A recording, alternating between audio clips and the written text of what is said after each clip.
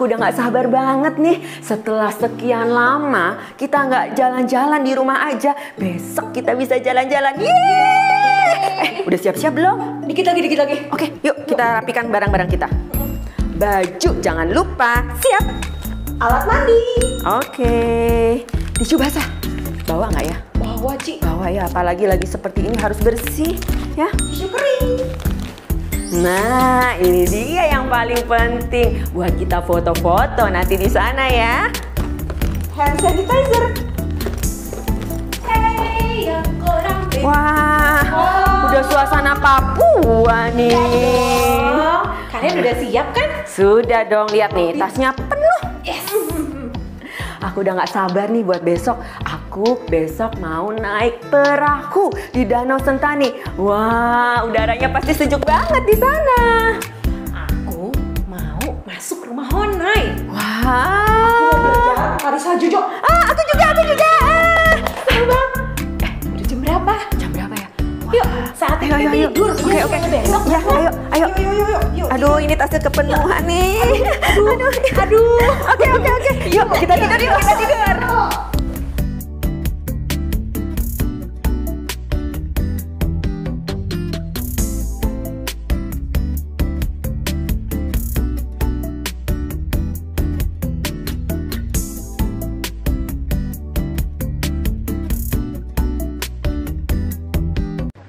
Ayo, cepet. Pesawat kita udah mau berangkat. Aduh, tunggu, Ci. Aku takut. Aku belum pernah naik pesawat. Oh, jangan takut Mega. Kita kan pernah diajarin sama Cici Koko di sekolah minggu kalau Tuhan Yesus selalu bersama dengan kita semua. Betul. Waktu kita lagi mendaki bukit. Juga waktu kita terbang. Betul. Tuhan Yesus selalu ada bersama dengan kita. Nanti kalau kita lagi naik pesawat, ya Tuhan Yesus selalu ada. Kita berdoa saja, ya. Iya. Yuk.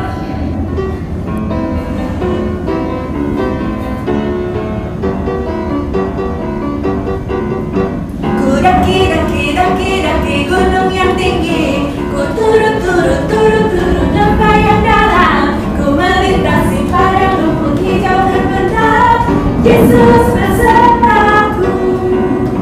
Ku terbang luar angkasa. Ku selam dalam samudra. Ku dayung perahu di sungai.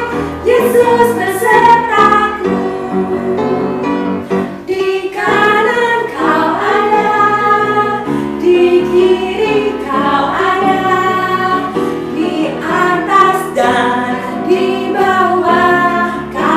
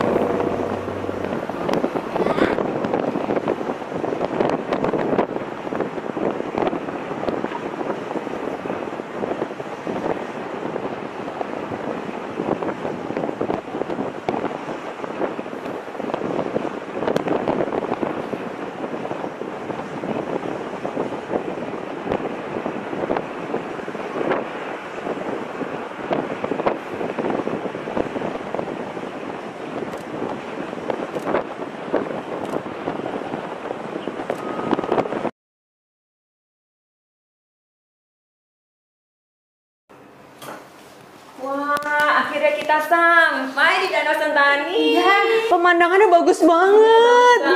Iya, dan nih, tarik nafas deh bareng-bareng. Udaranya seger banget. Iya. Sekali lagi.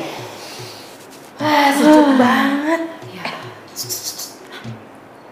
Kalian dengar suara gak sih? Oh ya. Kok aku kayak dengar suara musik? Betul. Yuk, Ada orang bernyanyi. Iya, kita ke sana yuk.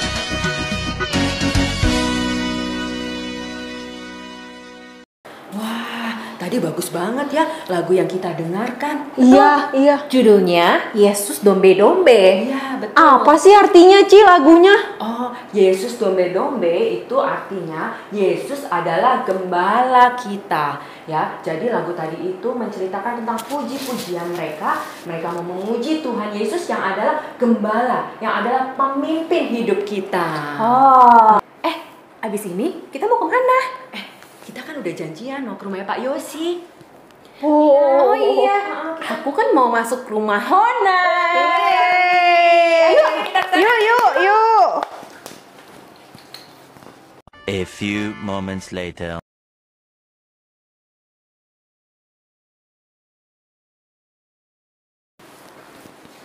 Kita panggil sama-sama yuk. Yuk. Pak Yosi. Kok nggak ada suara? Sekali lagi ya. Sekali lagi. Oke. Pak Yosi.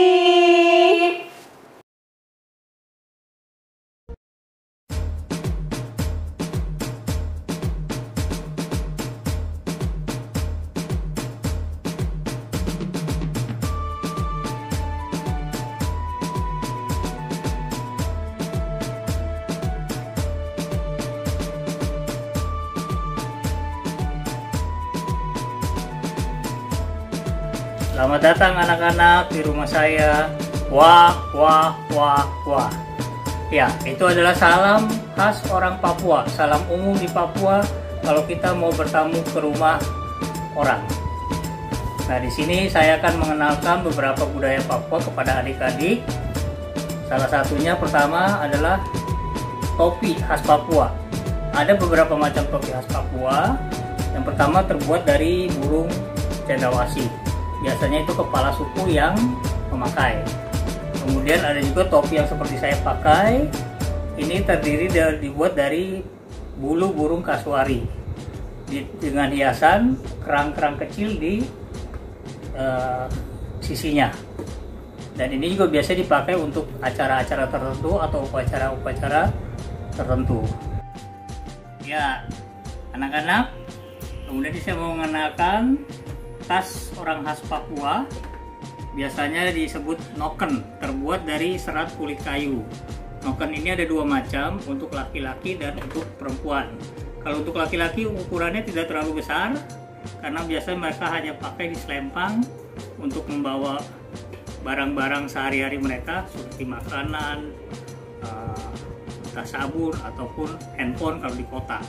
Kalau untuk perempuan ini sangat vital sekali, karena mereka pakai juga sebagai baju atasan mereka, dan noken ini jauh lebih lebar.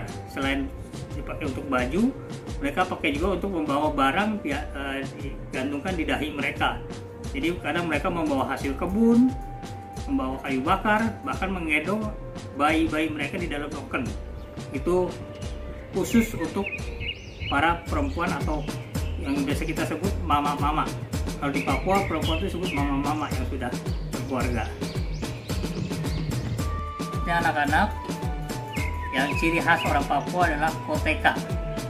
Koteka ini biasanya dikhususkan untuk para lelaki, baik anak-anak ataupun sampai dewasa. Koteka ini adalah alat untuk menutup kemaluan pria.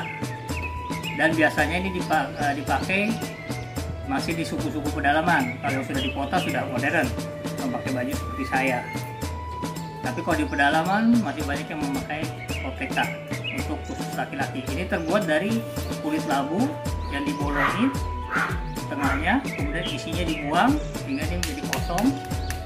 Kemudian ini dipakai di kemaluan pria. Itu salah satu ciri khas Papua adalah koteka dan noken yang tadi sebelumnya. Selanjutnya, anak-anak, ini satu alat musik khas Papua juga yang dinamakan dengan tifa. Tifa terbuat dari batang kayu yang dibolongkan, dilubangkan, kemudian memakai kulit biawak biasanya dan diikat dengan rotan yang kuat sebagai alat musik waktu saat mereka menari. Biasanya ketukannya hanya ketukan ritme biasa untuk sebagai penari, misalnya seperti ini.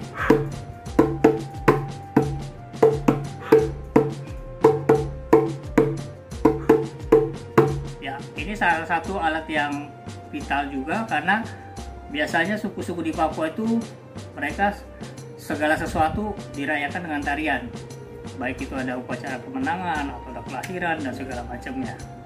Jadi ini satu alat yang cukup penting di suku-suku di Papua. Selanjutnya ini adalah tempat air untuk menampung air untuk minum. Ini terbuat dari kulit labu juga yang cukup besar dan dalamnya dibolongkan. Nah, ini tutupnya, kemudian air di sini. Jadi kalau mereka mau minum, mereka tinggal minum saja ke mulut. Dan ini salah satu ciri khas orang-orang suku pedalaman juga yang masih memakai tempat air dari bahan kulit labu. Wah, anak-anak. Selanjutnya saya akan bercerita mengenai budaya kehidupan orang-orang Papua. Yang pertama, untuk laki-laki. Di kebiasaan adat budaya orang Papua, laki-laki itu biasanya bertugas untuk satu, membuka lahan untuk ladang, kedua, membangun rumah, ketiga, menjaga kampung, keempat, memimpin tari-tarian. Itu biasanya dilakukan oleh laki-laki. Untuk perempuan lebih banyak tugasnya. Untuk mama-mama lebih banyak tugasnya. Pertama, mereka harus menanam, berkebun sampai memanen hasil kebun. Kedua, mereka harus mengurus anak. Ketiga, mereka harus membawa atau mencari kayu bakar. Keempat, mereka juga yang memasak dan yang membawa barang-barang semua, baik itu hasil kebun, kayu bakar yang mereka cari, ataupun kalau mereka masih punya anak bayi, mereka harus menggendongnya. Itu mereka menggendong menggunakan noken yang tadi seperti saya sebutkan di awal. Jadi memakai noken, semua hasil kebun ditaruh di satu noken, kemudian kayu bakar ditaruh di satu noken lagi, kemudian untuk anak bayi ditaruh di satu noken lagi. Jadi satu mama-mama itu kalau dia punya anak kecil, anak bayi, itu bisa membawa 3 noken di atas dahinya. Nanti ada fotonya, kalian bisa lihat bagaimana perempuan-perempuan Papua itu, mama-mama Papua itu begitu tangguh sekali. Mereka pekerja keras, sedangkan laki-lakinya hanya khusus menjaga kampung mereka supaya aman. Karena khususnya yang di pedalaman terkadang masih ada perang antar suku atau ribut antar marga atau antar keluarga, sehingga laki-laki diperlukan untuk menjaga keamanan kampung mereka. Kemudian dari segi makanan, mereka biasanya memakan tuh umbi-umbian seperti umbi yang banyak tersedia di sana, singkong, ketela, jagung. Dan mereka biasanya hanya membakar atau merebusnya saja, langsung dimakan. Jadi tidak diberi bumbu-bumbu seperti kita macam-macam, tapi cukup dibakar, setelah matang mereka makan, atau direbus, setelah matang mereka juga makan. Kemudian ada yang paling khas dari Papua, yaitu buah merah. Nah, buah merah ini sudah terkenal baik di Indonesia ataupun sampai ke luar negeri karena mempunyai antioksidan yang tinggi, berguna bagi untuk kesehatan. Nah, buah merah ini buahnya cukup besar, seperti buah nangka sebenarnya, kulitnya seperti buah nangka. Nanti ada fotonya juga kalau kalian mau lihat. Itu yang diambil itu sebenarnya kulitnya. Jadi buahnya itu tidak ada dagingnya, ada dagingnya keras. Jadi ini diambil kulitnya. Nah, buah merah ini, pohon buah merah ini sebenarnya masih termasuk keluarga pandan-pandanan hutan, tapi bedanya berduri semua, baik dari daun sampai batang semua ke akar berduri dan tajam. Nah, salah satu batang itulah yang nanti akan menjadi buah, cikal bakal buah. Nah, buah merah itu bisa sampai sebesar 1 meter panjangnya kalau yang sudah matang, yang sudah merah. Kemudian kulitnya mereka kupas, mereka rebus sampai lembek. Setelah mereka rebus sampai lembek, mereka peras. Ada piring khusus yang cukup lebar yang mereka untuk peras buah merah. Jadi mereka campur air, mereka peras sampai sari buah merahnya keluar. Itu berbentuk kental, seperti kalau kalian minum jus alpukat. Kalian tahu dong jus alpukat seperti apa kentalnya. Nah, kurang lebih seperti itu, cuman warnanya merah. Dan rasanya pun setelah kita makan tidak ada rasa, tawar. Jadi kalau kalian mau coba rasa buah merah, coba kalian jus buah alpukat tanpa gula, tanpa susu. Hanya buahnya saja kalian jus, kemudian kalian minum. Nah, kurang lebih rasa buah merah mirip seperti itu. Nah, kemudian salah satu ciri khas orang Papua adalah rumah.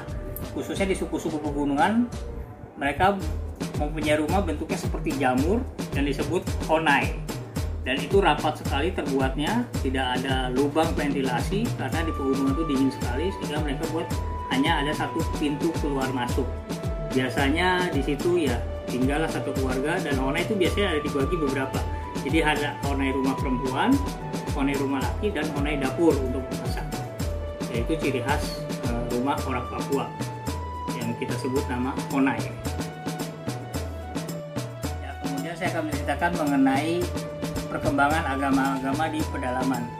Agama Kristen masuk ke pedalaman melalui misionaris, biasanya orang-orang asing atau orang-orang bule yang mereka sudah punya misi untuk pedalaman, menjadikan penduduk-penduduk pedalaman Papua menjadi murid Kristus. Kemudian mereka membuka lahan di sana, membangun lapangan terbang perintis. Lapangan terbang itu hanya terbuat dari tanah yang dikeraskan saja untuk pesawat-pesawat kecil supaya bisa mendarat. Nah, kemudian mereka mendirikan gereja di sana dan mengajak suku-suku itu untuk berbakti, mengabarkan Injil, memberitakan firman, dan bahkan mengajak mereka untuk belajar Alkitab dan firman Allah. Tapi memang di pedalaman itu masih agak jarang sekolah minggu. Itu masih agak disayangkan. Tapi sudah ada beberapa sekarang anak-anak muda yang menjadi guru-guru di pedalaman. Mereka membuat sekolah minggu untuk anak-anak pedalaman. Jadi sekarang sudah mulai ada berkembang, mulai ada sekolah minggu, tapi hanya dibagi hanya 2 kelas saja, kelas kecil dan kelas besar. Nah, misionaris ini biasanya mereka tinggal di pedalaman itu puluhan tahun, dan mereka biasanya mungkin sebelum Natal mereka pulang ke negaranya untuk 1-2 bulan. Mereka pulang, kemudian kembali lagi ke Papua untuk pelayanan di Papua. Jadi kita bisa bayangkan anak-anak betapa beratnya tugas seorang misionaris di Papua. Selain dia harus memberitakan Injil, mengabarkan kabar baik mengenai Kristus, kemudian mengajarkan mengenai kehidupan kesehatan terhadap masyarakat pedalaman, bagaimana mereka harus bersikap dan segala macamnya. Dan itu tugas yang bukan hanya penginjilan saja, tapi juga merubah perilaku orang-orang pedalaman agar tidak menjadi seperti dulu. Kalau dulu kan mereka sering berkelahi antar kampung, sering perang antar kampung. Jadi selain itu tugas misionaris adalah sebagai pendamai atau penengah kalau ada terjadi keributan antar kampung. Karena sampai saat ini pun, walaupun zaman sudah tahun 2020, tapi masih ada beberapa keributan antar kampung. Ya, jadi bisa anak-anak bayangkan kalau tugas seorang misionaris itu begitu berat. Sayangnya belum ada misionaris Indonesia yang mempunyai hati yang seperti misionaris orang asing. Ya, kita berharap juga mungkin dari masyarakat Indonesia ada yang mempunyai hati untuk mempunyai panggilan jiwa untuk memenangkan jiwa-jiwa mereka di pedalaman, bukan hanya di Papua saja, mungkin di Kalimantan dan di daerah-daerah lainnya. Ya, demikian sekilas mengenai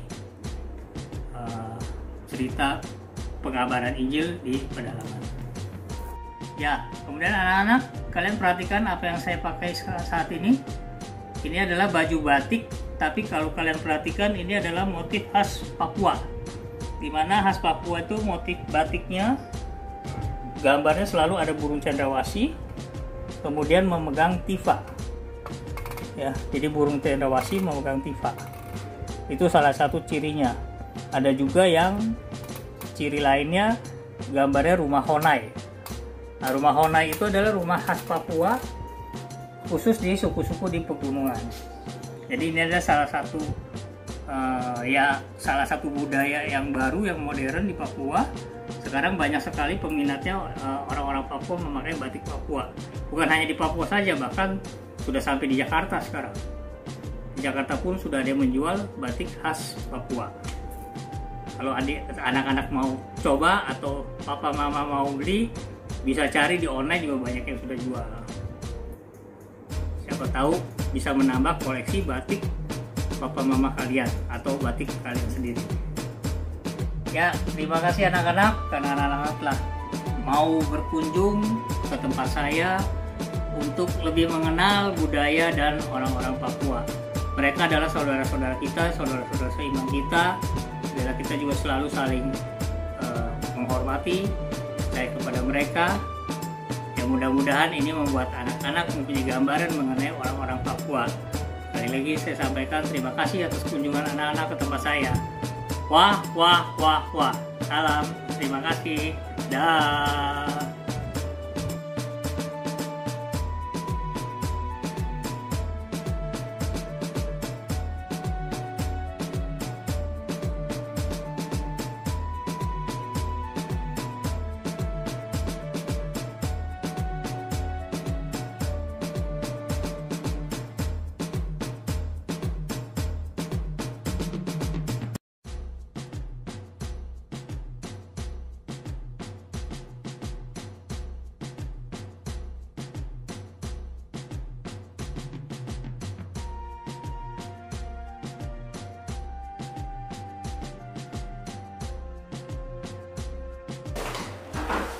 Wah, ternyata kehidupan di Papua itu unik banget ya. Benar. Iya, benar, iya. benar. Dan itu menunjukkan kalau Indonesia, negara kita ini adalah negara yang kaya, kaya budayanya.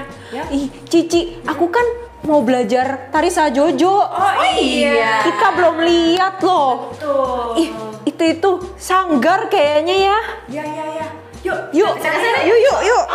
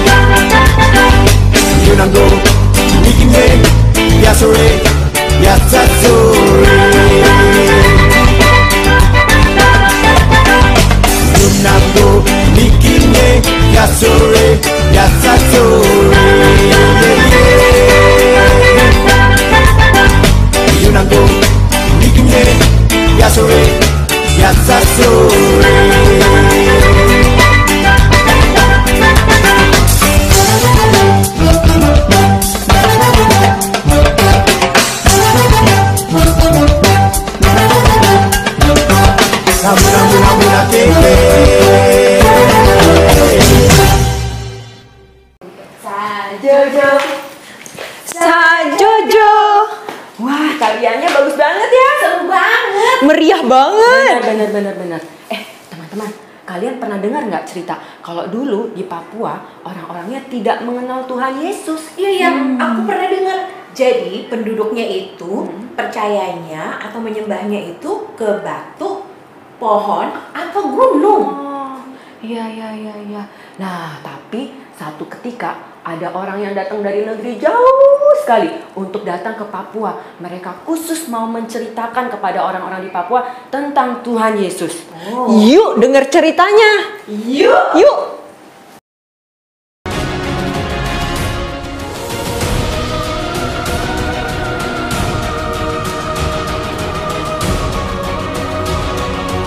Hai adik-adik, kita ketemu lagi dengan Ko Robert. Hari ini kita akan membahas Provinsi Papua. Papua adalah provinsi yang terletak di paling ujung timur Indonesia, adik-adik. Dari Sabang sampai Merauke. Merauke ada di Papua. Papua juga merupakan sebuah provinsi yang sangat cantik. Di dalamnya banyak terdapat flora, fauna, hewan, tumbuhan yang tidak terdapat di tempat lain. Misalnya, burung cendrawasih hanya terdapat di Papua. Adik-adik, Papua adalah pulau yang begitu indah. Tapi zaman dulu, Papua adalah sebuah pulau yang dipenuhi dengan kegelapan, adik-adik. Banyak suku ada di Papua. Banyak suku berperang, suku satu berperang melawan suku yang lain, adik-adik. Di Papua, banyak sekali terdapat penyakit, adik-adik. Penyakit malaria, penyakit-penyakit yang lain. Maka Papua diliputi oleh kegelapan. Tapi kabar gembira adik-adik. Pada tanggal 5 Februari 1855, untuk pertama kalinya, terang Injil masuk ke dalam Papua. Ada 2 orang adik-adik. Mereka datang dari Jerman ke Papua. Yang pertama adalah seorang yang bernama Otto atau nama lengkapnya Carl Wilhelm Otto. Dan yang kedua adalah Geisler atau nama lengkapnya adalah Johann Gottlob Geisler. Mereka datang ke Papua buat apa adik-adik? Apakah mereka datang untuk jalan-jalan, untuk foto-foto, untuk wisata? Bukan adik-adik. Mereka datang ke Papua untuk memberitakan Injil. Kalau zaman dulu di perjanjian lama ada nabi-nabi, di perjanjian baru ada rasul-rasul. Rasul-rasul memberitakan Injil Tuhan. Begitu juga mereka. Mereka disebut rasul bagi Papua. Mereka datang dari Eropa, dari Jerman, masuk ke dalam Papua untuk memberitakan Injil. Adik-adik, Otto dan Geisler tiba di sebuah pulau yang bernama Pulau Mansinam.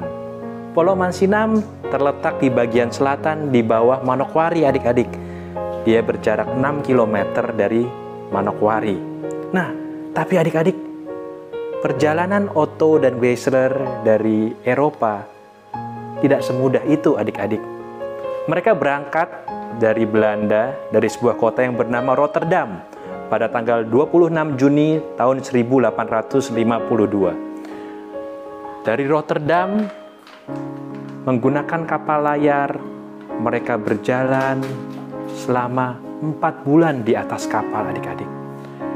Dari Rotterdam sampai ke Batavia membutuhkan waktu 4 bulan atau Jakarta sekarang namanya. Tanggal 7 Oktober 1852, mereka sampai di Batavia. Adik-adik, ada yang pernah naik kapal di sini? Kalau kita naik kapal yang kecil, ada ombak kecil di dekat perairan yang dekat pantai, ombaknya masih kecil adik-adik. Tapi kalau mengarungi samudera yang begitu besar, dari Eropa lalu ke Batavia, mereka akan terkena ombak yang begitu besar adik-adik. Maka mereka akan bergoyang-goyang di atas kapal adik-adik. Mungkin mereka akan takut, akan ada badai, akan ada hujan.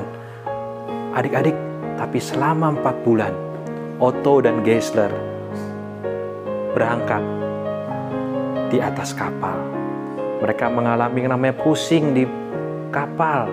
Mereka mengalami makanan seadanya di kapal, air yang seadanya di kapal. tapi karena mereka rindu, mereka ingin ke Papua, maka mereka berjalan ke Papua. Sesampainya di Jakarta, mereka tidak diperbolehkan pada waktu itu oleh Belanda untuk pergi ke tanah Papua. Bukan tanpa alasan adik-adik. Karena pada saat itu Papua digambarkan sebagai daerah yang begitu gelap, begitu jahat. Manusia yang satu memakan manusia yang lain. Kanibalisme adik-adik. Maka mereka tidak diperbolehkan. Maka mereka menunggu di Jakarta, di Batavia waktu itu. Sambil mereka menunggu, mereka mendirikan sekolah. Sekolah ini adalah untuk orang-orang dari anak-anak Tionghoa dan orang-orang dari anak-anak Sunda adik-adik. Mereka mengajar dalam sekolah itu. Setelah 1,5 tahun, mereka butuh 1,5 tahun adik-adik untuk mendapatkan izin. Izin itu keluar juga untuk mereka berangkat ke Papua. Ketika mereka hendak ke Papua, maka Geisler menulis di dalam bukunya, catatan hariannya adalah, kami pergi ke daerah yang belum pernah ada seorang pun pekabar Injil pergi. Kami tidak mengharapkan pertolongan dari siapapun juga, selain kepada Dia yang mengatakan, aku menyertai kamu sampai kepada akhir zaman. Adik-adik, hidup di Papua tidak lebih enak daripada hidup di Jerman.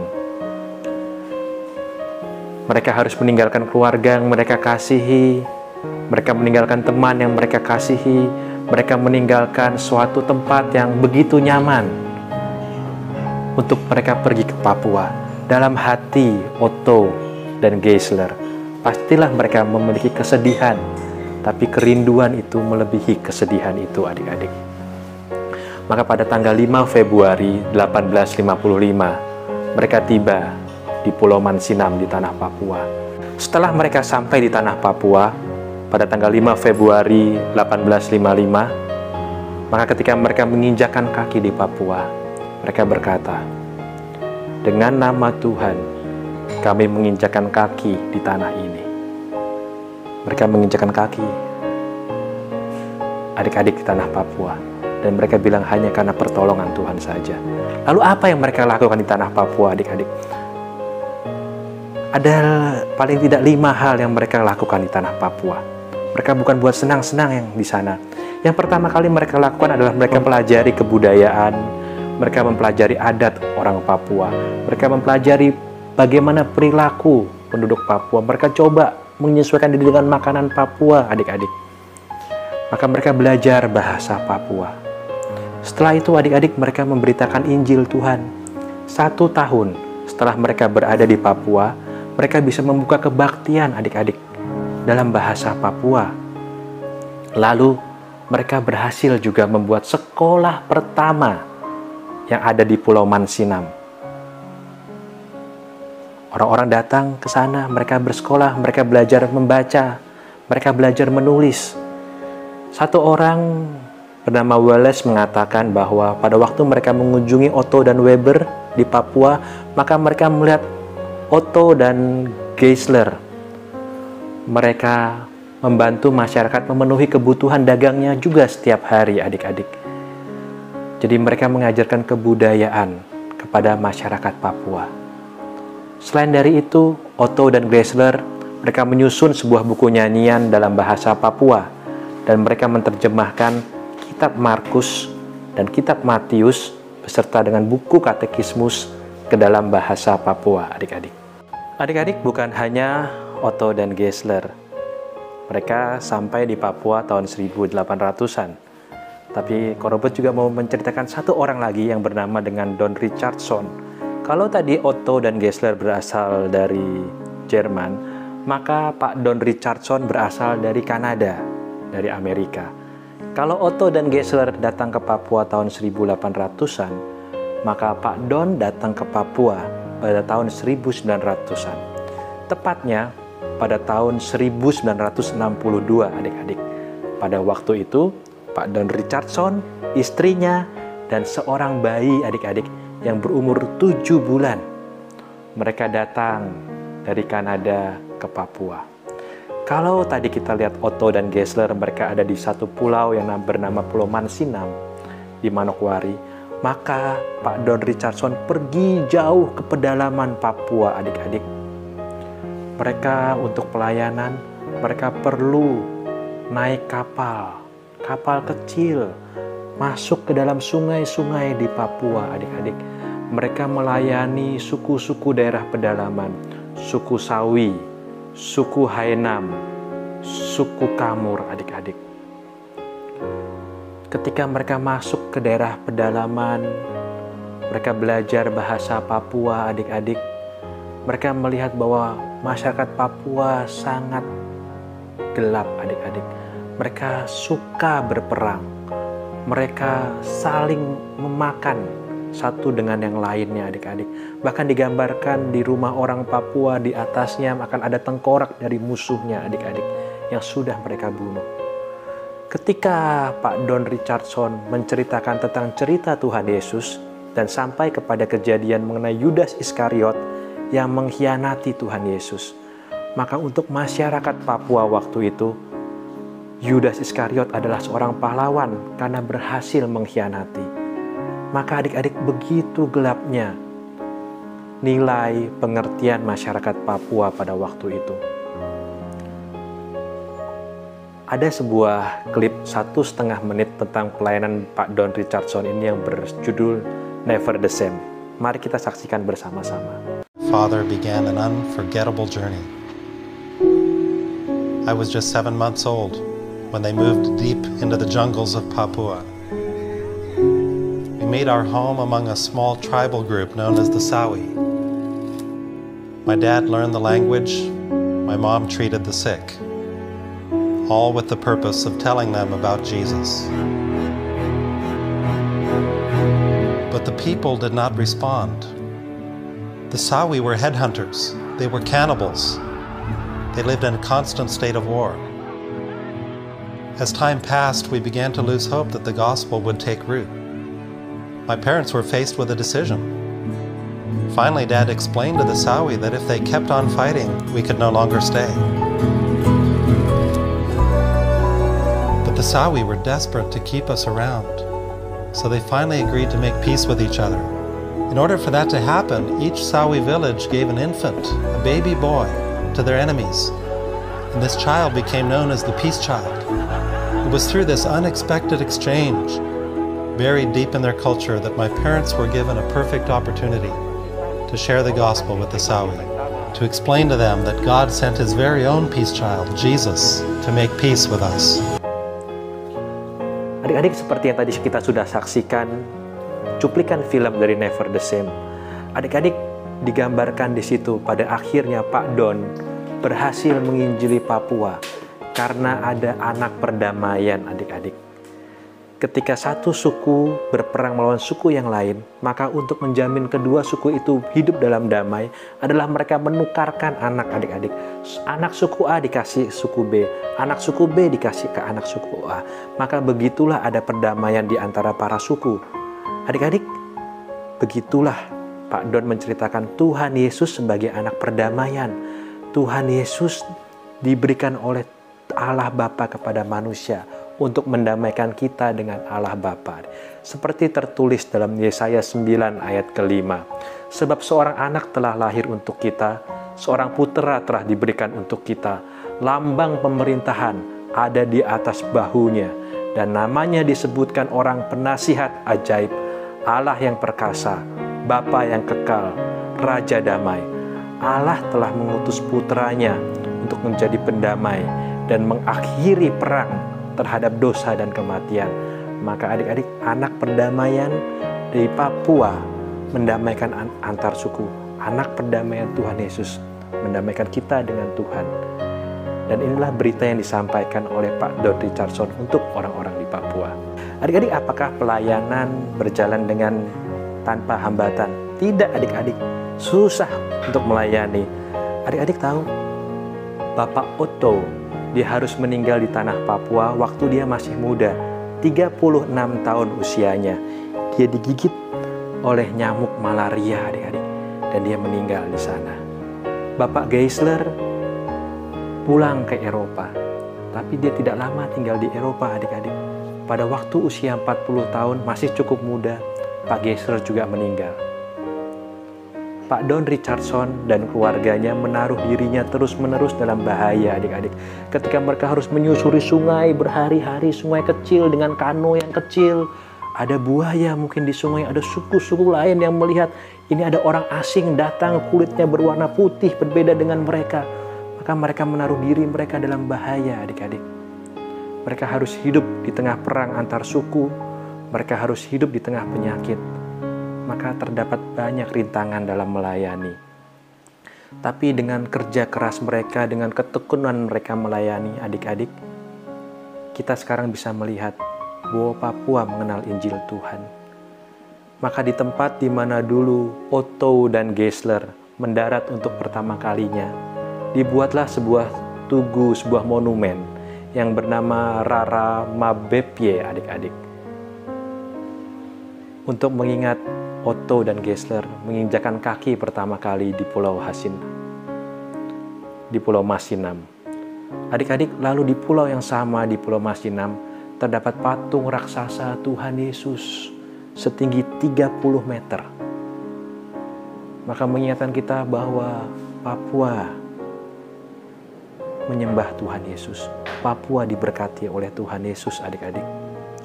Bukan hanya itu, adik-adik, setiap tanggal 5 Februari untuk mengenang kedatangan Otto dan Geisler, maka menjadi hari libur lokal untuk wilayah Papua.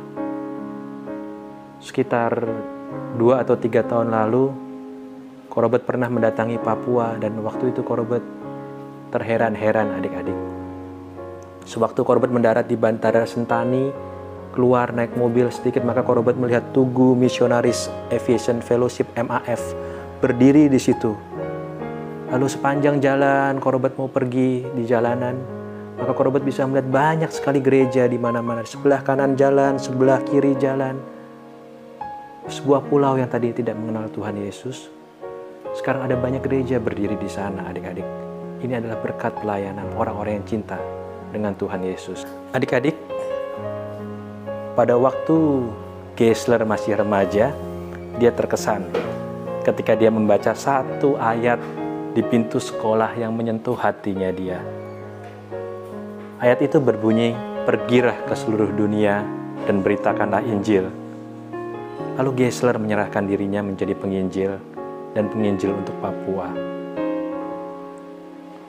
Otto, Geisler, Don Richardson tidak takut, adik-adik, akan bahaya tombak, panah, nyamuk malaria, penyakit, kematian, karena cinta mereka kepada Tuhan dan karena cinta mereka kepada orang-orang Papua. Saat ini, adik-adik, masih banyak anak-anak di Papua, masih banyak orang-orang di Papua yang masih belum mendengar tentang Tuhan Yesus. Otto, Geisler, dan Pak Don sudah membuat ceritanya di tanah Papua. Adik-adik, bagaimana dengan cerita adik-adik? Apakah adik-adik rindu untuk juga memberitakan kabar gembira tentang Injil?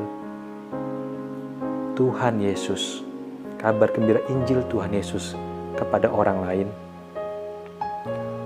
Maukah adik-adik menjadi berkat bagi orang lain ketika Tuhan mau meminta adik-adik untuk menjadi berkat?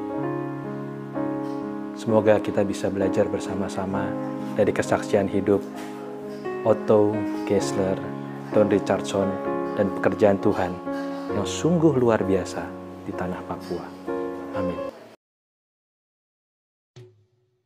Wah, ternyata untuk Papua bisa mengenal Tuhan Yesus butuh perjuangan yang besar ya. Iya, harus ada orang-orang yang berkorban. Maka dari itu, kita sebagai anak-anak Tuhan yang sudah mengenal Tuhan Yesus harus menceritakan kasih Tuhan kepada orang-orang yang belum pernah dengar. Betul sekali. Sebentar lagi penerbangan kita ke Jakarta sudah mau tiba nih. Ya, kita udah harus pulang ya. Iya, liburannya sudah selesai. Nah, tapi nantikan petualangan kami selanjutnya. bersama Trio HA. Tuhan Yesus memberkati adik-adik.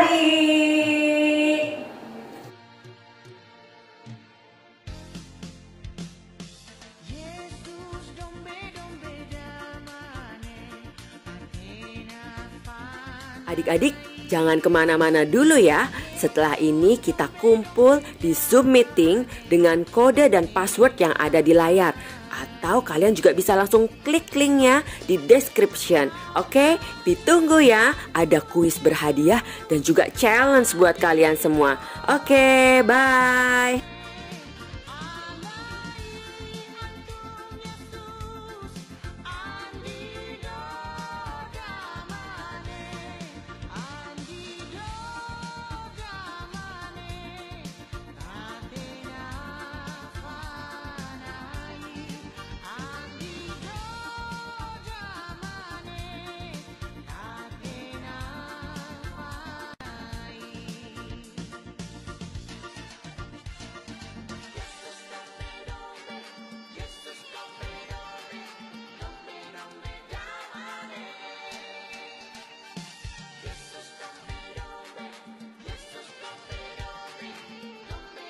Ko Robert ulang ya.